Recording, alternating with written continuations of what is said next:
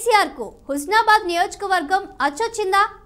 ముచ్చటగా మూడోసారి కూడా బీఆర్ఎస్ అధినేత కేసీఆర్ హుస్నాబాద్ నుంచే సమరశంఖం ఎందుకు పూరించారు? హుస్నాబాద్లో యుద్ధ బేరీ మోగిస్తే అసెంబ్లీలో ముఖ్యమంత్రిగా ప్రమాణ స్వీకారం తథ్యమా? 3 సార్లు అక్కడ నుంచే కేసీఆర్ ప్రచార పర్వాన్ని ప్రారంభించడం సెంటిమెంటా, కాకతాళీయమా?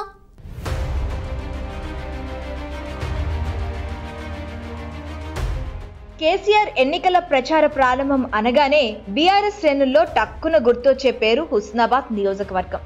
తెలంగాణ వచ్చాక జరిగిన తొలి సమరాన్ని ఆయన హుస్నాబాద్ నుంచే ప్రారంభించారు. ఆ తరువాత 2018లో ముందస్తుకు వెళ్ళినప్పుడు కూడా హుస్నాబాద్ నుంచే సమర సంఘాన్ని పూరించారు. తాజాగా 2023లోనూ బీఆర్ఎస్ అధినేత తన ప్రచార పర్వానికి వేదికగా హుస్నాబాద్ను ఎంచుకున్నారు. హుస్నాబాద్ నియోజకవర్గంలోని కొత్తకొండ వీరన్న దేవుడి ఆశీర్వాదం అందుకొని విజయ దుందుబి మోగిస్తూ వస్తున్నారు. హుస్నాబాద్ నియోజకవర్గం భౌగోళికంగా ప్రాముఖ్యత సంతరించుకుంది. ఉమ్మడి జిల్లాలుగా ఉన్నప్పుడు మెదక్లో ఉన్న హుస్నాబాద్ నియోజకవర్గం కరీంనగర్, వరంగల్, నల్గొండ జిల్లాలకు ఆనుకొని ఉండేది. ఉమ్మడి 4 జిల్లాలతో ఆర్థిక సామాజిక బాంధవ్యాలకు రాకపోకలకు మధ్యగా ఉండేది. ఈ ప్రాంతంలో సభ నిర్వహిస్తే పాత 4 జిల్లాల ప్రజలను కవర్ చేసినట్లుగా ఉండేది. ఇప్పుడు తాజాగా కొత్త జిల్లాలుగా చూసుకుంటే హుస్నాబాద్ నియోజకవర్గం ప్రచార ప్రభావం కరీంనగర్, సిద్దిపేట, జనగామ, హనుమకొండ, వరంగల్ తదితర జిల్లాలను ఒక్క భారీ బహిరంగ సభతో కవర్ చేసినట్లుంటుంది. అలాగే రాజకీయంగా కేసీఆర్కు వెనుదన్నుగా నిలిచిన కెప్టెన్ లక్ష్మీకాంతరావు కుటుంబం కూడా ఇక్కడి నుంచే ప్రాతినిధ్యం వహిస్తుంది. హుస్నాబాద్ ఎమ్మెల్యేగా వెడితెల సతీష్ 3వ అదృష్టాన్ని పరీక్షించుకుంటున్నారు. జ్యోతిష్యం, వాస్తును బలంగా నమ్మే కేసీఆర్ హుస్నాబాద్ నియోజకవర్గాన్ని ప్రచార స్థలిగా ఎంచుకోవడానికి స్థల ప్రాధాన్యత కూడా ఒక కారణంగా చెప్పుకోవచ్చనే టాక్ వినిపిస్తుంది.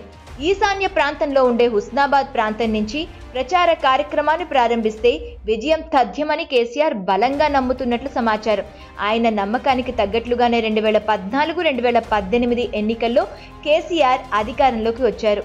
2018లో 60+ సీట్లతో పవర్లోకి వస్తే 2018లో 80+ సీట్లతో అధికారాన్ని నిలుపుకున్నారు.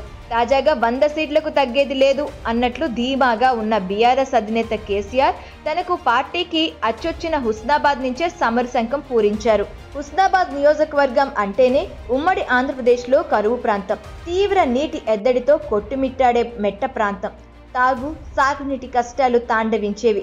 తెలంగాణ సాధించాక జరిగిన తొలి ఎన్నికలు 2014లో హుస్నాబాద్ నుంచి తొలి ఎన్నికల సభను ప్రారంభించిన కేసీఆర్ ఆ ప్రాంతాన్ని సుభిక్షంగా మార్చుతానని ప్రకటించి హామీని నెరవేర్చారు.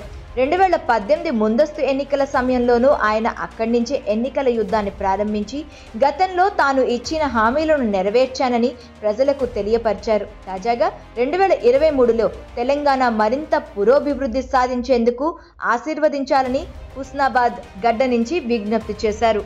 హుస్నాబాద్ గెలిపే రేపు 95 నుంచి 105 సీట్ల మధ్య బీఆర్ఎస్ గెలవడానికి నాంది కావాలని ఈ సభలో, ఈ తొలి బహిరంగ సభలో నేను మీ ఆశీర్వాదం కోరడానికి వచ్చినాను.